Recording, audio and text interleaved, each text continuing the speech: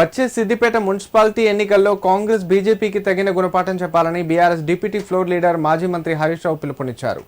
హామీలు 6 గ్యారంటీలపై గ్రామ వార్డు సభల్లో ప్రజలు ప్రశ్నించి నిలదీయడంతో ఏమీ పాలుపోక సీఎం కేరళ పారిపోయాడని ఎద్దేవా చేశారు. కేసీఆర్ పథకాలు అన్నీ కాంగ్రెస్ ప్రభుత్వం బంద్ పెట్టిందన్నారు. ఒక్క హామీ పథకం అమలు చేయడం లేదన్నారు. హైడ్రా ఏర్పాటు చేసి పేదల బతుకులను ఆగం చేస్తుందని మండిపడ్డారు హరీష్ రావు. సిద్దిపేట క్యాంపు కార్యాలయంలో జరిగిన కార్యక్రమంలో బీజేపీ జిల్లా కార్యదర్శి Donthula Suresh, Congress minority cell senior నాయకులు పాషాతో పాటు పలువురు నేతలు కార్యకర్తలు హరీష్ రావు సమక్షంలో బీఆర్ఎస్లో చేరారు. వారికి ఆయన గులాబీ కండువాలు కప్పి పార్టీలోకి సాధారణంగా ఆహ్వానించారు. ఈ సందర్భంగా కాంగ్రెస్ ప్రభుత్వం సీఎం రేవంత్ రెడ్డి పాలనపై హరీష్ రావు ధ్వజమెత్తారు.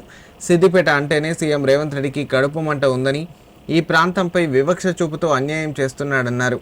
సిద్దిపేట మున్సిపాలిటీకి త్వరలోనే ఎన్నికలు జరుగుతాయన్నారు. కాంగ్రెస్ బీజేపీ నాయకులు మీ దగ్గరకు వచ్చి పదవులు డబ్బుల ఆశ చూపిస్తారని, వారి మాటలు నమ్మి మరోసారి మోసపోవద్దని ప్రజలకు హరీష్ రావు సూచించారు. రేవంత్ రెడ్డికి సిద్దిపేటపై ఈర్ష్య ఉందని, అందుకే సిద్దిపేటకు మంజూరైన వెటర్నరీ కాలేజీని, రెసిడెన్షియల్ డిగ్రీ కాలేజీని రద్దు చేశాడన్నారు. కోమటి చెరువు వద్ద కడుతున్న శిల్పారామం పనులు సగంలోనే ఆపేశారన్నారు.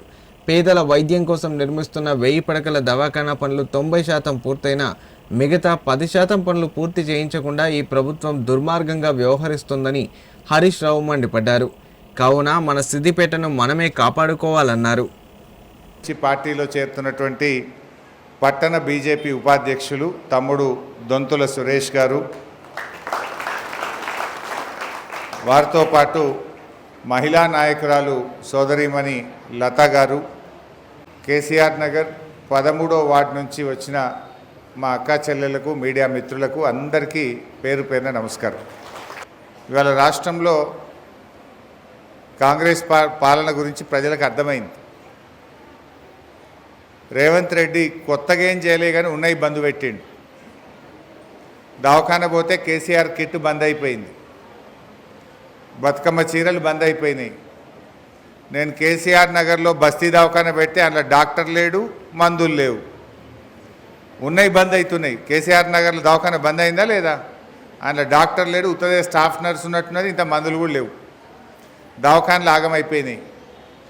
కేసీఆర్ కిట్ పోయింది, గొర్రె పిల్లల పథకం పోయింది, మైనార్టీ బంధు పోయింది, దళిత బంధు పోయింది, బీసీ బంధు పోయింది, గొర్రెల పథకం పోయింది, చేప పిల్లలు బంద్ అయిపోయినాయి. ఇట్లా ఒకటి బంధు పెట్టుడే తప్ప కొత్తగా ఇచ్చింది ఏమి లేదు. రేవంత్ రెడ్డిది ఎట్లా ఉంటుందంటే, వెనకటికో సామెత ఉండేది, కూట్లరావు దేనుడట ఏట్లరావు దిత్తాని పోయిందట.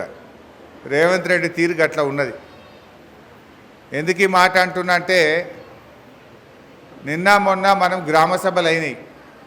గ్రామ సభలు అయితే రేవంత్ రెడ్డిని అందరూ ఏమైనా నీ 6 గ్యారంటీలు అని వార్డు సభల్లో, గ్రామ సభల్లో ప్రజలు నిలదీస్తున్నారు. ఎమ్మెల్యేలను, మంత్రులను, అధికారులను ప్రజలు నిలదీస్తున్నారు. కానీ రేవంత్ రెడ్డి ఏం చేస్తుండు? కేరళకు పోయిండు. ఎట్లా ఉందంటే, ఇంట్లో ఈగల మోత, ఈయన పోయి కేరళలో పల్లకి మోత. ఏమని చెప్తుండు కేరళలో? నా దగ్గర 6 గ్యారంటీలు అమలు అయిపోయినాయి, మొత్తం అంత మంచిగా చేసేసిన తెలంగాణ, మీ కేరళ వాళ్ళు కావాలంటే మా దగ్గర వచ్చి చూడుండ్రి అంటుండు. వాళ్ళు వచ్చేట ఇక్కడ చూడాలన్నట. నీ 6 గ్యారంటీల్లో మొదటి గ్యారంటీ, మా అక్క చెల్లెలకు, మహిళలకు మహాలక్ష్మి కింద నెలకు 2500 ఇస్తా అన్నావు. వచ్చినాయా? 2500 పడ్డాయా? ఇప్పుడు ఈ గవర్నమెంట్ వచ్చి దాదాపు 28 నెలలు అయింది, 2.5 సంవత్సరాలు అయింది. అంటే మనకి ఎన్ని పైసలు రావాలి చెల్లె? ఒక్కొక్క చెల్లెకు రేవంత్ రెడ్డి 75,000 రూపాయలు బాకీ పడ్డాడు. నెలకు 2500 పడితే 28 నెలలకు ఎన్ని రావాలి? 75,000 రూపాయలు ఒక్కొక్క చెల్లెకి పడాలనా వద్దా? అంటే రేవంత్ రెడ్డి మహాలక్ష్మిలో మొదటి గ్యారంటీ ఎగ్గొట్టిండు. ప్రతి చెల్లెకు, అక్కకు 75,000 బాకీ పడ్డాడు. కేరళ పోయి ఏమంటుండు? అన్నీ చేసినా మీరు వచ్చి అడుగుర్రి అంటుండు. ఏమడుగుతాం? ఇంకో హామీ చెప్పిండు అవ్వా తాతలకు. ఆనాడు కేసీఆర్ గారు 200 ఉన్న పెన్షన్ 2000 చేసిండా లేదా? బీడీలు చేసేటోళ్ళకి కూడా ఇచ్చిండా లేదా? ఒంటరి మహిళలకు ఇచ్చిండు, వితంతువులకు ఇచ్చిండు, బోధకాలుంటే ఇచ్చిండు, ఎయిడ్స్ పేషెంట్లుంటే ఇచ్చిండు, డయాలసిస్ పేషెంట్లకు ఇచ్చిండు, చేనేత కార్మికులకు ఇచ్చిండు, గీత కార్మికులకు ఇచ్చిండు. ఇట్లా కేసీఆర్ గారు 20 లక్షల కొత్త పెన్షన్లు ఇచ్చిండు. ఆనాడు కాంగ్రెస్ ఉన్నప్పుడు 23 లక్షలే ఉండే. కేసీఆర్ గారు వచ్చినాక 43 లక్షల పెన్షన్లు అయినాయి. అంటే కొత్తగా 20 లక్షల కొత్త పెన్షన్లు ఇచ్చిండు. 200 ఉంటే 2000 రూపాయలు చేసిండు కేసీఆర్. కాంగ్రెస్ వాళ్ళు ఏమన్నారు? 4000 ఇస్తామన్నారు. పడ్డాయా ఎవరికన్నా? 4000 ఎగబెట్టిండు. కానీ కేరళ పోయి ఏమంటుండు? నేను అన్ని చేసినా, మీరు వచ్చి చూడుండ్రిడా. ఏం చూడాలి కేరళ వాళ్ళు వచ్చి? 4000 ఇచ్చినావు నీ ముఖానికి.